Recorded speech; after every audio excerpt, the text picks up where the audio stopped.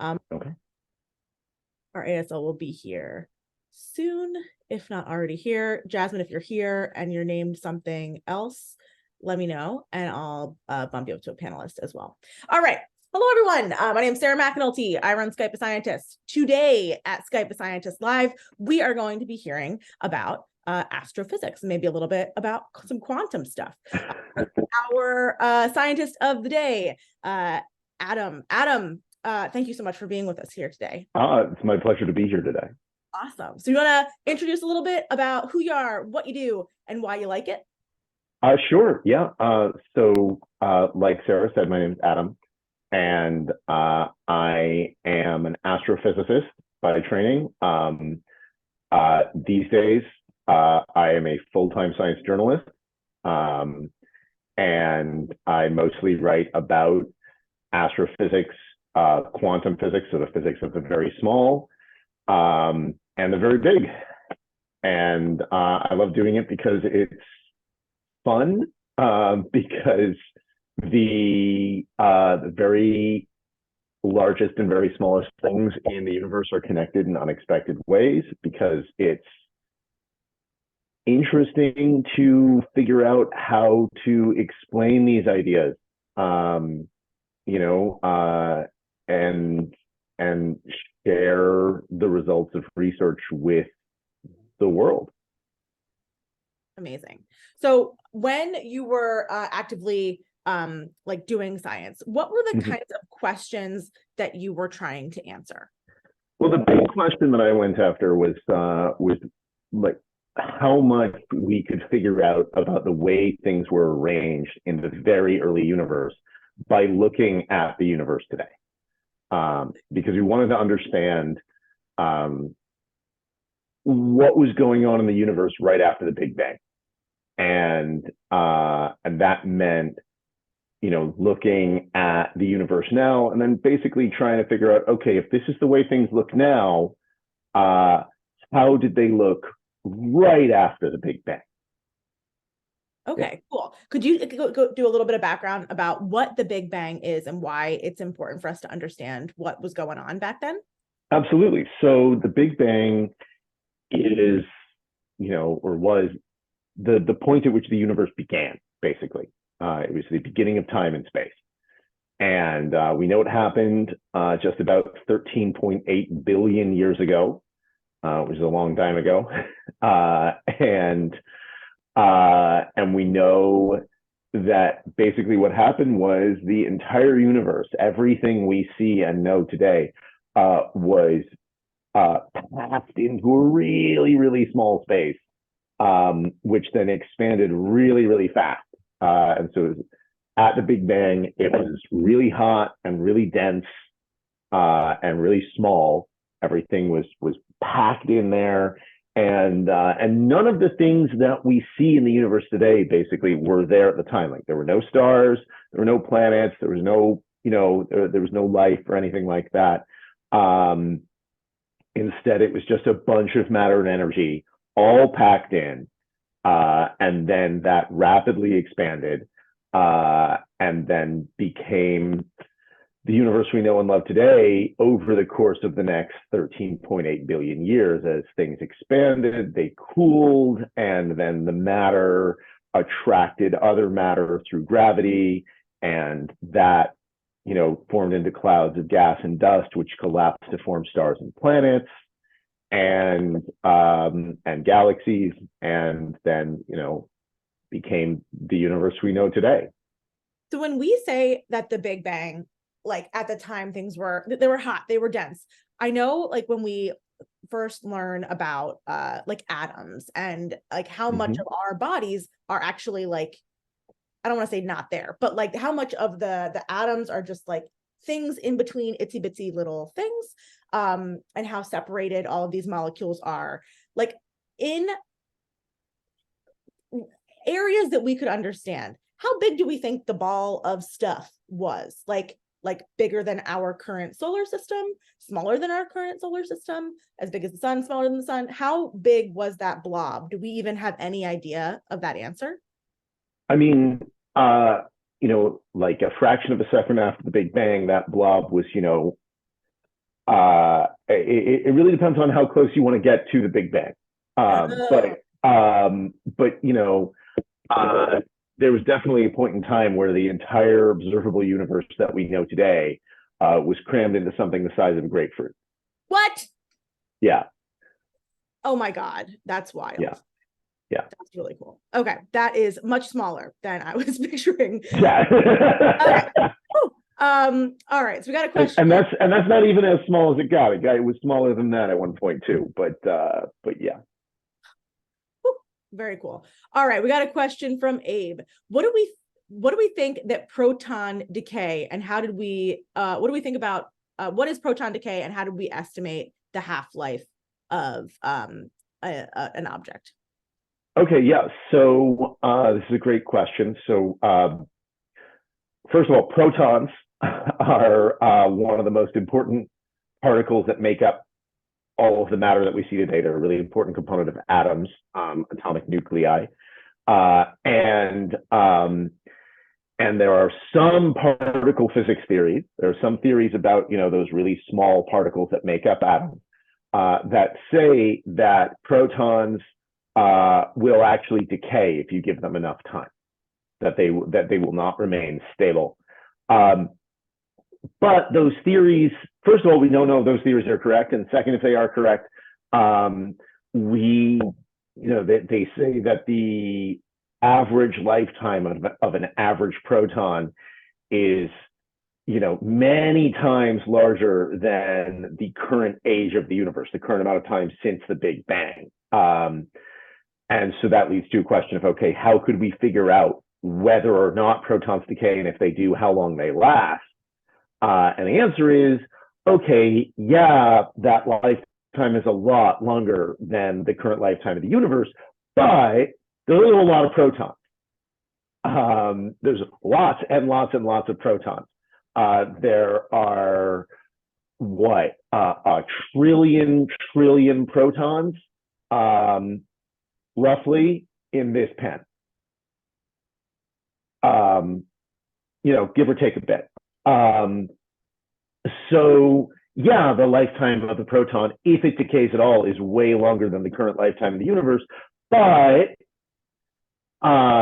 we can just get a lot of them together, and we can get trillions and trillions, millions of trillions of them together in like a huge vat, and then basically wait to see if one of the protons in that giant vat happens to decay early.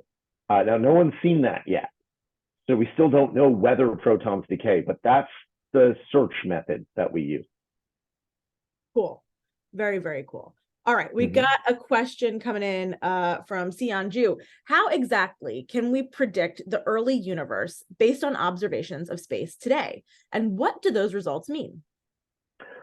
Okay, so I'm going to share my screen for a second to show a picture. Cool. Because this is a very good question. Let me make sure I have it set up. Yes, I do. Okay, hold on. There it is. Okay, can everybody see this? Not quite yet. It's thinking about it. It looks like a black screen. Oh, there we go. All good. Okay, there we go. Yeah, so this is actually a map, and it answers your question. It's part of the answer to your question. So this is a map of what's called the cosmic microwave background, the CMB for short. It is the oldest light in the universe.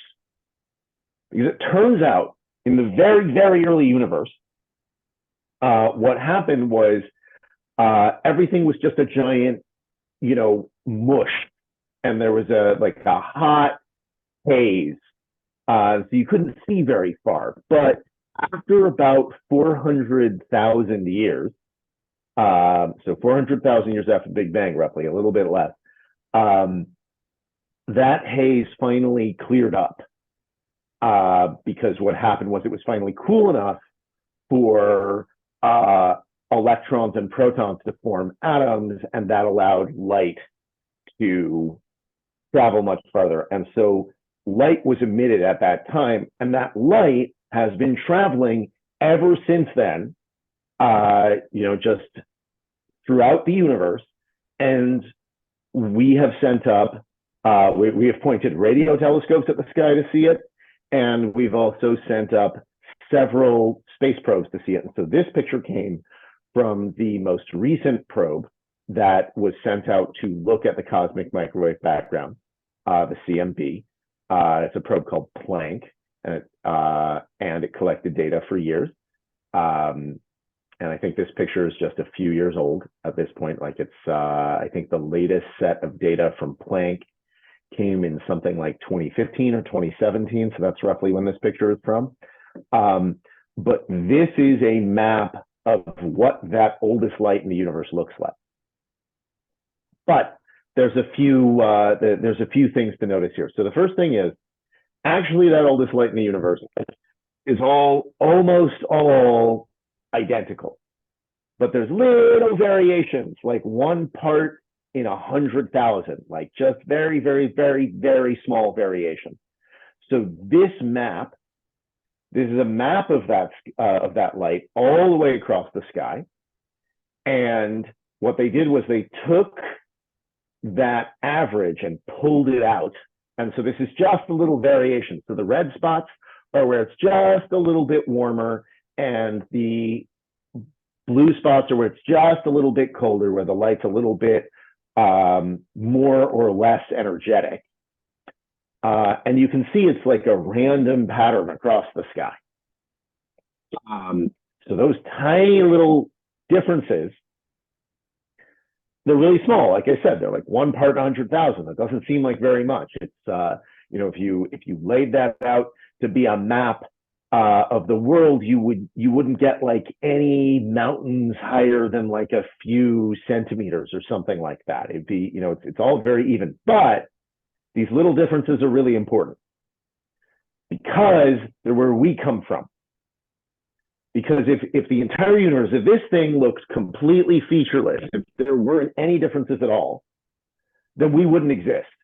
Because what happened was there were these little places where there was just a little bit more stuff or just a little bit less stuff. And over the last 13.8 billion years, the places with more stuff attracted even more stuff with gravity and turned into planets, stars, galaxies, people, trees, all the things that we see today. And so having access to this very ancient light is a lot of the answer to the question of how do we figure out what was going on, because this is like a baby picture of the universe. This is what the entire universe looked like when it was just a very small fraction of a percent of its current age. Very cool. So that is a lot of the answer to the question. The rest of the answer is we also look at where galaxies and matter is on very large scales today, and that also tells us something about the way the universe was long ago. Cool. Awesome. Well, thank you for answering. Our next question comes from Bridge students in Locust Grove. They want to know your thoughts on the Marvel movies and their movies' use of quantum physics. Yeah. I like the Marvel movies. I mean, some of them are better than others, but by and large, they're fun. I like them. I am not a huge fan of their use of quantum physics. Also, I'm gonna turn off the screen share. Okay. Okay. Hi. I'm not a huge fan of their use of quantum physics. I think that they sometimes they kind of use the word quantum to mean magic, and that is not how quantum physics works. In I think it was Avengers Endgame, they used quantum physics to do time travel, and that's not how it works. The interesting thing, though, and this is one of the things I kind of do like, is they talk about physics concepts in the Marvel movies. Usually they're talking about real physics concepts. They then just use them in ways that you can't use them. So like at one point in Avengers Endgame, I think it's when he starts, says something like, oh, we can do time travel with the EPR paradox. And like the EPR paradox is a real thing in quantum physics. It's very important. You can't use it for time travel. There's a proof that you can't use it for time travel. But it also makes sense why he would say that. Like there's a reason why we have that proof, because when you first look at the EPR paradox, you think, oh, maybe we could use this for time travel. And then, you do a little more work and you realize, oh, no, you can't. Right. So it's like they went to the Wikipedia page for quantum and then like pulled some real words out. And then I think they did a little more work than that. I know they had actual physicists consulting on some of these movies, and some of them are like people I know who are like good physicists. But like, these are movies about superheroes. You're going to have to bend the science or break it in order to make any of it work. Like, if you shoot gamma rays at someone, they don't turn into the Hulk. Right. They just, get really sick. Right. So, yeah. So don't shoot any gamma rays. No. Kids, not good for you. I don't know where you'd even get a gamma ray, but still. Okay, cool. Sounds good. All right. So our next question, we talk about the expanding universe, where the universe is, whether it's the size of the size of where it is now. What is outside of that? What's like in what I am imagining to be the void? Yeah. So this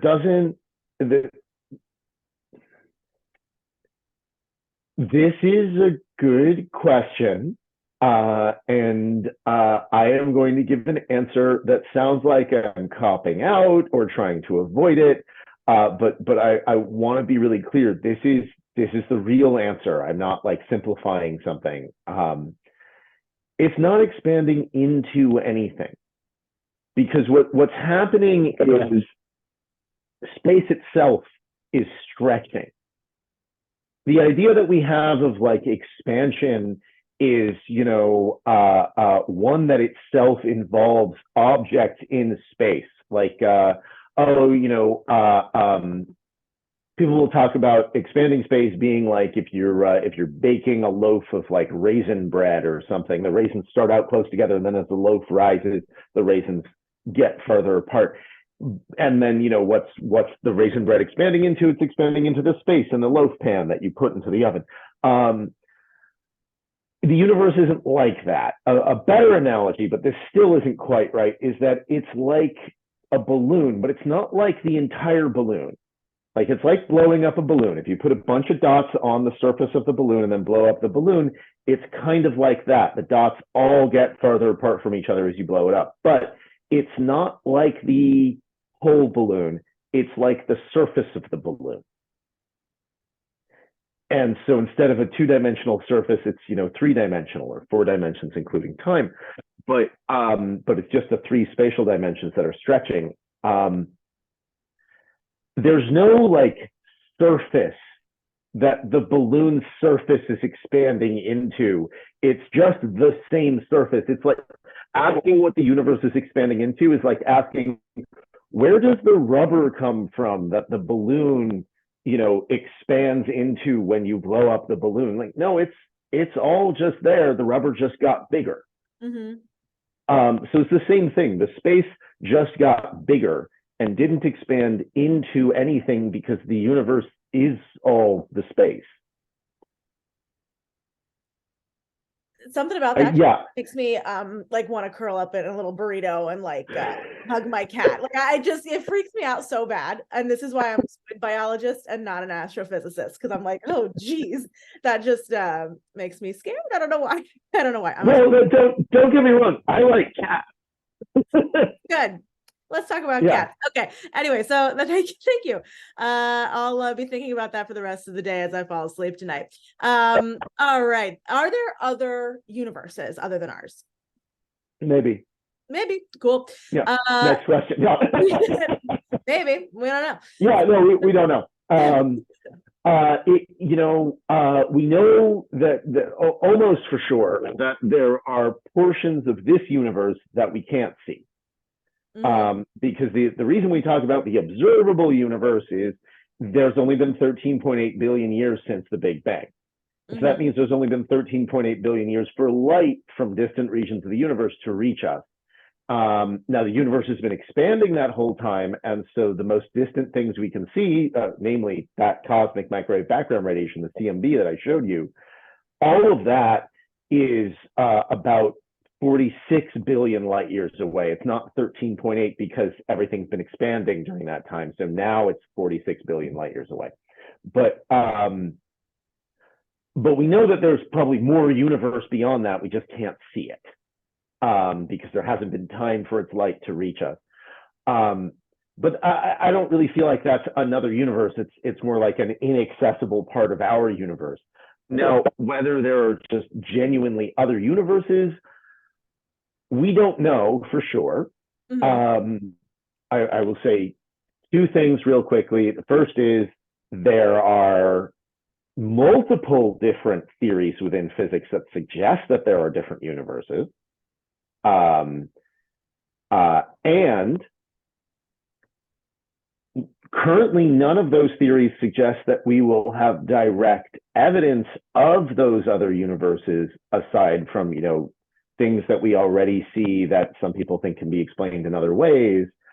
But that doesn't mean we'll never have evidence of other universes. So are there other universes? Maybe.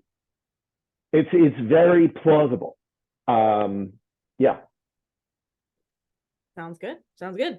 All right. Our next question is from Nasir. Is it possible for Earth to leave the Milky Way galaxy? Sorry, the first thing that came to mind for me is why would you want to do that? Right. That sounds unpleasant, especially if you don't bring the sun along with it.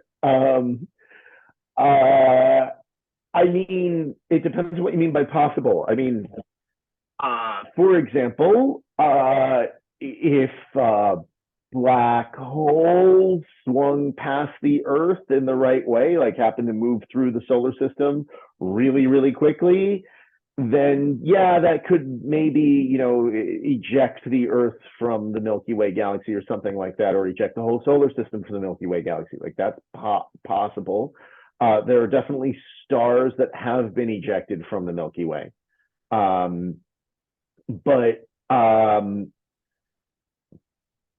it's not likely at all. And it's also not something that would be easy to do, especially if you wanted, like when you say, is it possible to eject the Earth from the Milky Way galaxy, it makes it sound like you want to do it yourself. And that actually doing it, like making it happen on purpose, in addition to sounding kind of unpleasant, to put it mildly, would be very, very difficult. Would involve using way more energy than anyone has access to or is ever likely to. Great. That's good to stress. Yeah. Good. Our next question comes from Daniel. How are planets made, and are we able to estimate the amount of stars in the universe? Okay. Yeah. The answer to the second question is yes. Probably about the number of stars in the universe is a number with a lot of zeros. It's probably about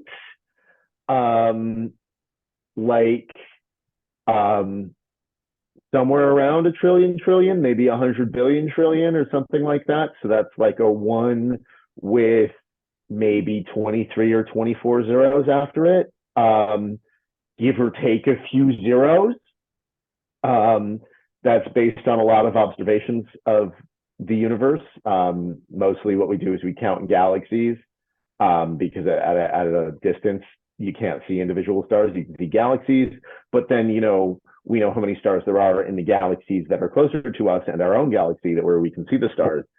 And so that lets us estimate the number of stars there are in the universe. In our galaxy, there are probably somewhere around 100 billion stars. That's a one with 11 zeros after it. Yeah, or it might be more like 500 billion stars, but like that one we're more sure of. It's like 11 to 12 zeros. Right. So given that enormity, do you feel like how confident are you that there's other planets with life on them? I mean, that seems pretty likely. Me too. Um, With that yeah, many zeros, yeah, think yeah. about Because like, that, right? there was. We know now, and this is something we've only learned in the last like 20, 30 years. Um, we know now that almost all stars have planets. And we also know, and now I'm going to answer the first question about how planets form. Planets form sort of as part of the way that stars form, collapsing clouds of gas and dust. They collapse under their own gravity. At the center of those clouds, if the cloud is big enough, a star forms. But, further out in those clouds, there are other, structures that form. There are rocks and, clumps of gas and dust, and those also form into planets, which again are pulled together by their own gravity. And so what happens is you have this period where you have like a protoplanet surrounded by massive amounts of rocks and gas and dust, and they're constantly hitting the planet. And so the planet gets bigger, but also gets very hot because of the constant impacts of stuff. And so life can't really form until after the surface of the planet cools down. For Earth, we think Earth formed about 4.5 billion years ago, and the surface cooled off, not too long after that. There's evidence in ancient rocks of very simple forms of life on Earth, something like 4.2 billion years ago. So almost as soon as it was possible, life formed on Earth. That suggests that at least simple forms of life can form very quickly and easily given the right conditions. And those conditions we know exist in many other places in the universe. So yeah, it seems likely that there's life elsewhere. Now, what kind of life that is, what that looks like, who knows? Yeah. Cool. All right. We got a question from Palm Spring Elementary. Jay Leah wants to know, I always wonder where planets get their names from. Oh, yeah. So the planets in our solar system mostly get their names from mythology, specifically from Roman and Greek mythology, because that's the mythology that, ended up being disseminated to most of Europe for historical reasons, and because of other historical reasons that I'm not going to get into here. The names that were developed by Europeans ended up being the internationally accepted scientific names, which is not really fair, because planets certainly were given different names by other cultures all around the world. One of the few cultural universals among humans is almost every single culture that has ever arisen among humans anywhere on the planet has engaged in astronomy and has noticed that there are planets and has given those planets names. Right. But the names that we use for them today all come from one very small part of one very small continent. And so they're named after, mythological gods from Greek and Roman myth. Awesome. Well, thank you so much. That could be a whole other hour of like. Yes, it could. Yeah, there's a lot there. Yeah. These words. That's a whole thing. All right. Yeah. Another bridge student, Hunter, wants to know, how did someone discover the Big Bang Theory? Like, how did we go from not knowing about that to knowing about that?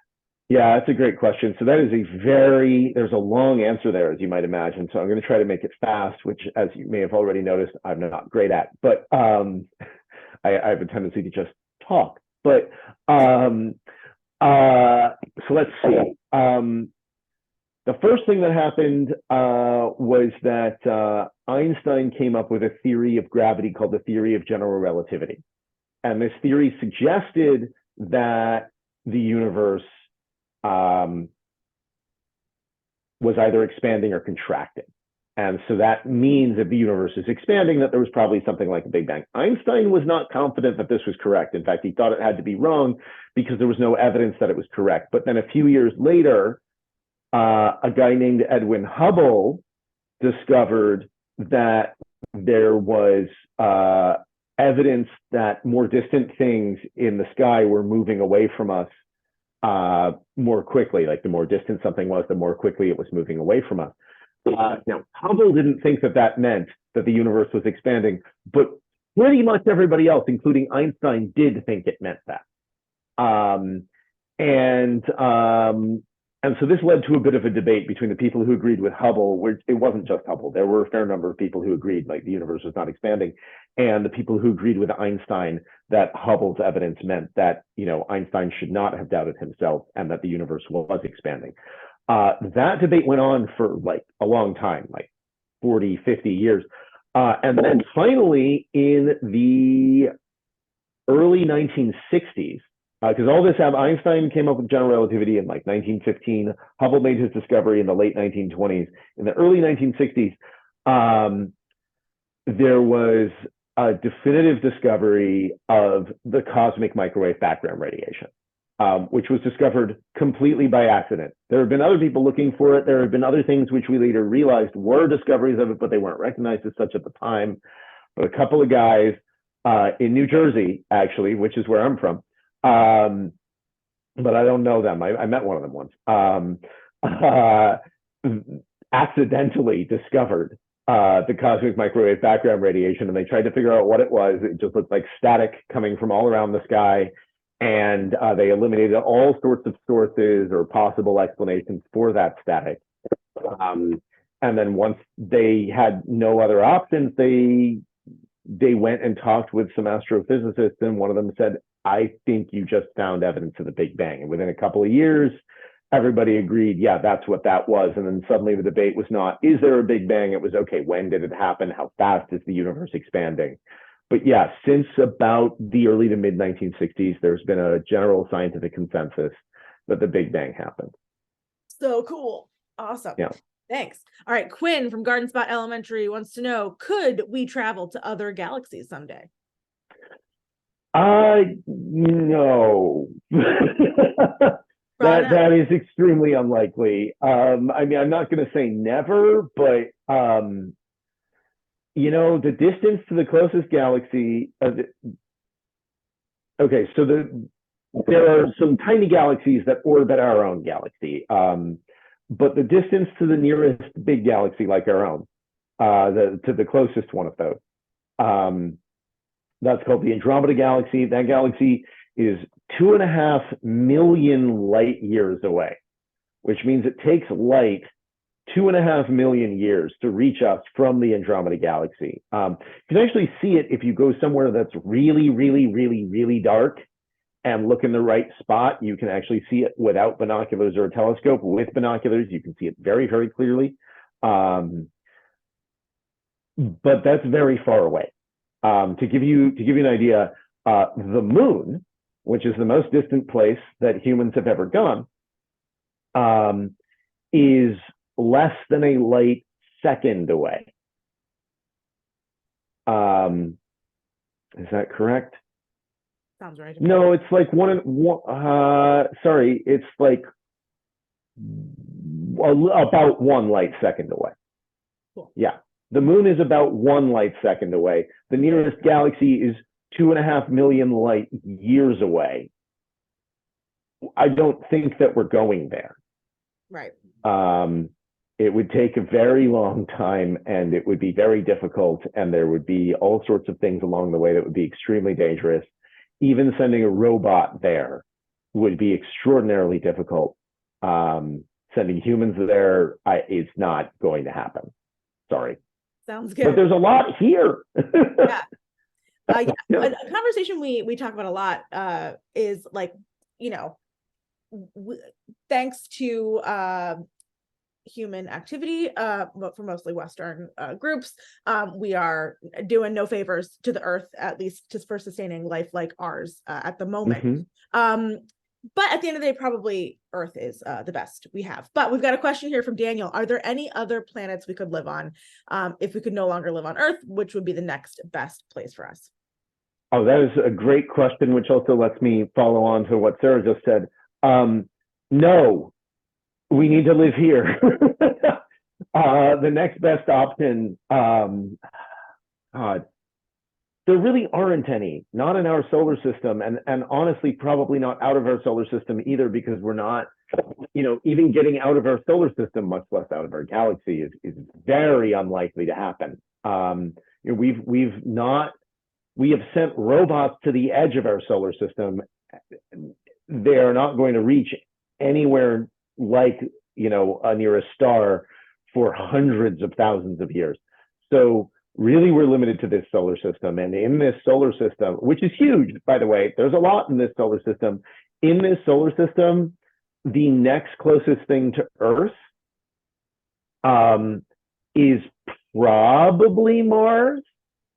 And Mars is deeply unpleasant. Mars is not a place that you would want to live. The dust on the ground, like the ground itself, is made of poison. So growing anything there would be poisonous, which is not something that they knew when they wrote or filmed The Martian. All those potatoes would be poisonous. There's lots and lots of radiation, which would make you very sick. There's not enough gravity, which would also make you sick. There's no air, which would make you worse than sick. There's very little water. It's a very unpleasant place, and there's nothing to eat or drink. We have a whole. We are part of a biosphere here on Earth. We are part of an ecosystem that exists in connection with us. We evolved to survive here, and there are so many things, big and little, about this planet that we need in order to survive. So the answer is technically the next closest place would be Mars, but Mars is not a good place to live. There are definitely people who've said otherwise. They are just wrong. Yes. Thinking about it like this, let's say that as a species, we do everything wrong next 20 years. It's still easier to fix here. Yes. Yeah, that's right. We could continue screwing up so badly. It's still easier here. Yeah, that's right. So there's that. Yeah. Cool. All right. Yeah, no, there's nothing we could do to Earth to make it anywhere near as unpleasant as Mars. Right. Yeah. So you're in the best spot. Earth rules. Yes. Okay. So Earth is big too. There's a lot here. lots of things to do. Okay. We've got like 5 minutes before we want to officially wrap it up. So I want to do some rapid fire questions. Yeah. Which is like let's channel. Yeah, I'm sorry. Yes, I'll focus. Yeah. This happens every time. Okay. Okay. Let's do rapid fire. Here we go. From Spencer, is there a 9th planet in the solar system? Probably not. Cool. Can time pass differently in different parts of the universe? Yes, that definitely happens. Cool. Can we go? It depends. Yeah. So we know that time passes differently when you are in a strong gravitational field. That is also a result of Einstein's theory of general relativity. We also know that time passes differently if you're moving very quickly. That's a result of Einstein's theory of special relativity. So, for example, if you put a clock on the sun somehow and had it survive, which would be difficult, very hot. But if you put a clock on the surface of the sun and then compared it to a clock here on Earth, well, the gravity is stronger on the sun than it is here on Earth. So that clock would be running slower. Cool. Weird. Cool. Yeah. Why don't the planets spin around fast and get all out of order? Gravity. Mostly. And momentum. Yeah. Gravity and momentum in the way it is. What did you major in college? Physics and philosophy. Double major. Philosophy. Cool. Yeah. How did you get involved in science writing? I was always interested in writing. That is a very hard question to answer quickly.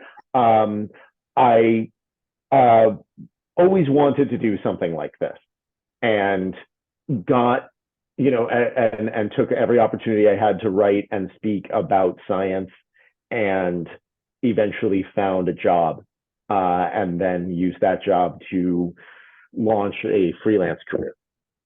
Excellent. That's the shortest answer I can give. Yeah. That's a pretty good. Yeah. Okay. If you want to do a different thing, start doing the thing while you're doing the thing that you're doing. Yeah. You can launch and do it full time. That's how I got this job too. Great. Yeah. Excellent. Okay. It is 43. We always ask everybody the same 2 questions at the end of every session. The first question, if you had the attention of everybody in the world and you could tell them one thing about your area of expertise that you think that they should know, what would that thing be? Oh God, that's a hard question. Last two are the hardest questions. Yeah, I think honestly, okay, I'm going to cheat. I'm going to give two answers. I think that the most important thing that I could say, if somehow I was actually put into that position, the thing that I would say is what I already said about Earth. There isn't anywhere else. There's, as the saying goes, there is no planet B. Right. We have to live here. We have to make the best of it here. There's no escape. Right. This is where we belong. But if it were more about, you know, telling everybody something that's really interesting and cool, I think I would probably say that we still don't know what 95% of the universe is even made of. We know it's there, but we don't know what it is, and finding out what that's going to be is a great adventure. And we're all made of the same stuff. And that stuff is just 5% of what's in the universe. Very cool. Yeah. You successfully answered both of the two final questions. We asked one question, so you are good. Why? What was the other question? The other question is, if you have anybody, something, you still have everybody's attention, you can tell them anything about anything, and usually that ends up being like a piece of useful advice, life advice. I think there's no planet B. Fits that. Yeah. Pretty good. Yeah. Cool. Okay. Do you have anything that you'd like to plug, tell students about, any final words before we say goodbye? I mean,